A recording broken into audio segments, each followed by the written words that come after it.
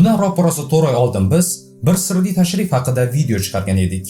Keyinchalik bu noma'lum obyekt internetda ancha katta shov-shuvlarga sabab bo'ldi, hatto hozir ham. Ko'pchilik uni boshqa sivilizatsiyaning sun'iy qurilmasi deb ta'kidlamoqda. Aslida bu kosmik obyekt nima edi? Oxirgi tadqiqotlarga qaraganda, u haqiqatan ham oddiy kometa emas. Salom. Bu YouTube kanali va nihoyat bugun Uchay Atlas sirini birgalikda ochamiz. Tayyor bo'lsangiz, biz boshladik.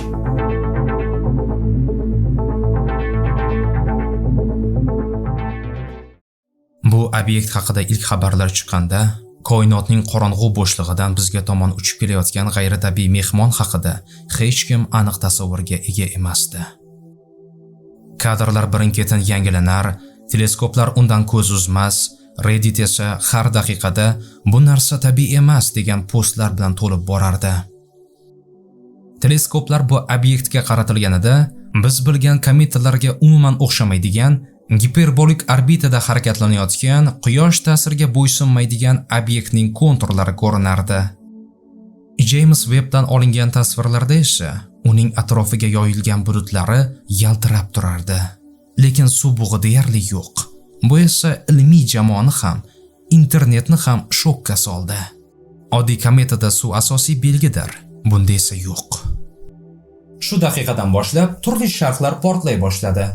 Nima uchun kometa suv chiqarmaydi? Bu tabiiy emas, bu sun'iy obyekt. Teleskoplardan kelayotgan ma'lumotlarda esa yanada g'alati narsa bor edi. Uchay Atlas giperbolik orbitadan kelayotgandi. Bu shuni anglatardiki, u quyosh tizimiga tegishli emas. U boshqa yulduz sistemasidan kelayotgandi. Yulduzlar aro mehmon edi. U bizning yulduz tizimimizdan ruxsatsiz uchib o'tmoqda. Lekin nima uchun? Astronomlar uning tezligini qayta o'lchaganida hayratlari yanada oshdi. 221 ming km/soat. Quyosh yaqinida esa bu raqam g'ayritabiiy tarzda 246 ming km/soatga ko'tarildi. Bu oddiy kometalardan ancha yuqori. Internet esa ko'plar bu raqamni sun'iy tezlanish bilan bog'lab, ongli dvigatel, manipulyatsiya, begona texnologiya deb talqin qildi. Oxirgi paytlar hatto memlar ham chiqdi. Bu NASA yashirayotgan narsa, bu kuzatuv zonda, bu bizni tekshirish uchun tashlangan signal.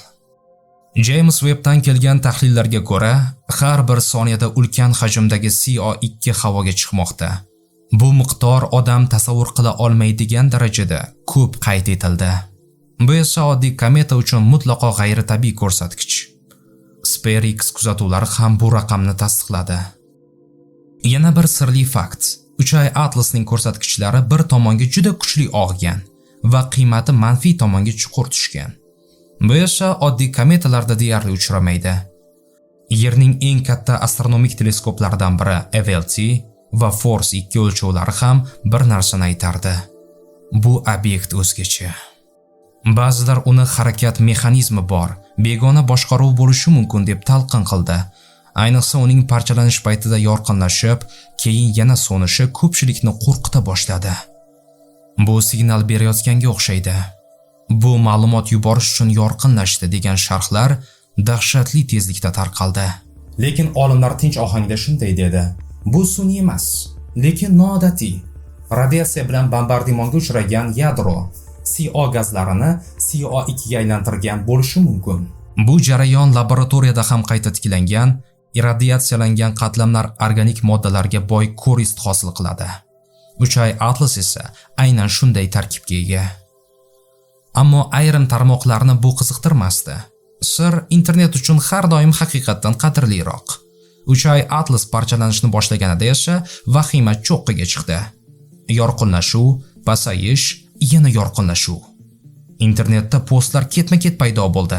Bu xabar, bu aloqa, bu navigatsion impuls. Biz esa shunchaki teleskoplardan kelayotgan ma'lumotlarni tahlil qilardik. Va nihoyat olimlar sirni ochdi. iTeach kanali orqali siz texnik bilimlaringizni oshirib borasiz. Obuna bo'lganlar uchun bir qancha yutuqlar va eng oliy sovg'a butun boshli kompyuter jamlanmasi qo'yilgan. Kanal linki opisaniyada. Obuna bo'ling, kommentga to'g'ri javobni belgilang, qarabsizki, sovg'alar sizniki. Imkoniyatni qo'ldan boy bermang. Uchay Atlas Bu tabiiy interstellar kometa. U boshqa yulduz sistemasida tug'ilgan, millionlab yillar davomida muzlagan, kosmik nurlar uni parchalagan, kimyoviy tarkibi o'zgargan. CO2 ustunligi, suvning kamligi, g'ayrioddiy polarizatsiya, hammasi interstellar kelib chiqishining natijasi. Hech qanday dvigatel yo'q, hech qanday sun'iy mexanizm yo'q. Lekin u bizga nimadir eslatib ketdi. Uchay Atlas, koinotning muzlab qolgan maktubi. Begona yulduzlar tomonidan biz tomon uchib kelgan borliqning o'zi yozgan xabar. Koinot biz bilan gaplashadi.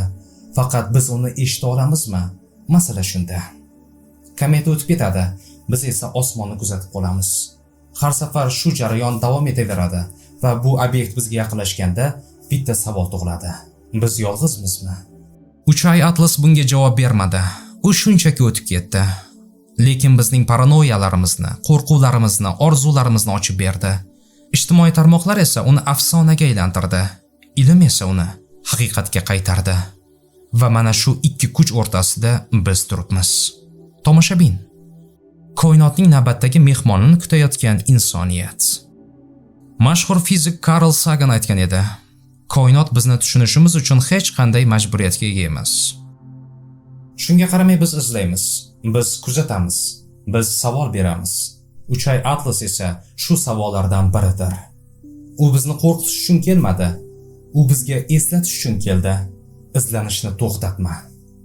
Koinot hali ochilmagan boblar bilan to'la, ammo hikoya bu yerda tugamaydi. Uchay Atlas ketdi, lekin uning ortidan qoldirgan savollar hali ham orbitada aylanmoqda. Astronomlar hali ham o'sha ma'lumotlar ustida ishlayapti.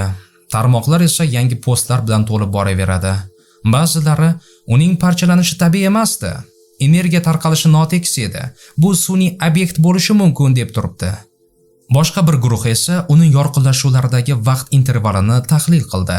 Bu Morze kodi shaklidagi impulslar bo'lishi mumkin. Lekin bizda buni isbotlovchi hech narsa yo'q. Koinotning ba'zi sirlarini bilish, ba'zilaridan esa qo'rqish inson tabiatining bir qismi. Uchay Atlas haqida davomiy tadqiqotlar shuni ko'rsatadiki, uning tarkibi o'ziga xos, lekin sun'iylikdan yiroq. Uning muzqatlamlari koinotning nurlari bilan o'zgargan. Ichki qatlamlari esa biz hali tadqiq qilmagan organik moddalarga boy. Xuddi uzoq tarixga ega muzlatilgan kapsula singari. Unda boshqa yulduz sistemasining kimyoviy imzosi bor. Ammo astronomlar orasida ham bir sirli savol bor.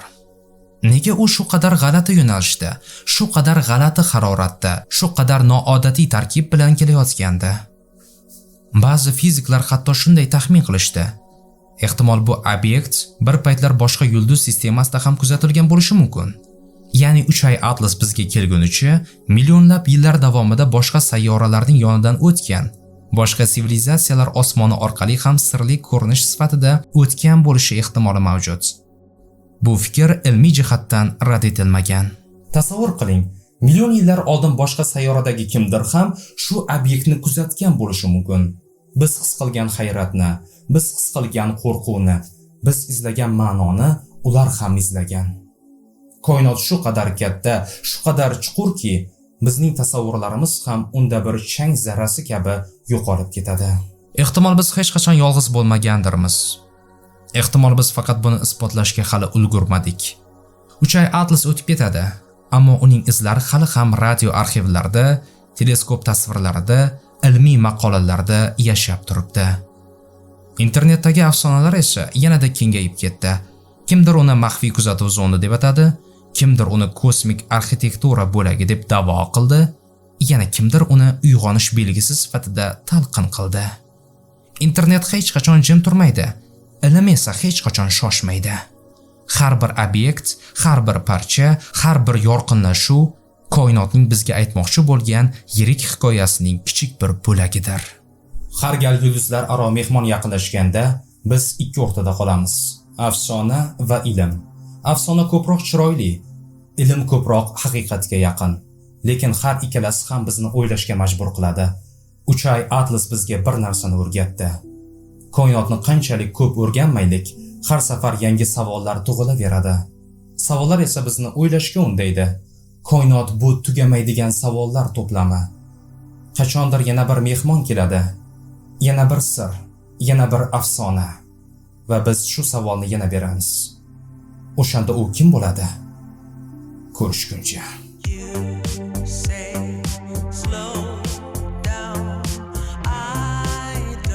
Koinotning eng buyuk siri uning sirlarining hech qachon tugamasligidir.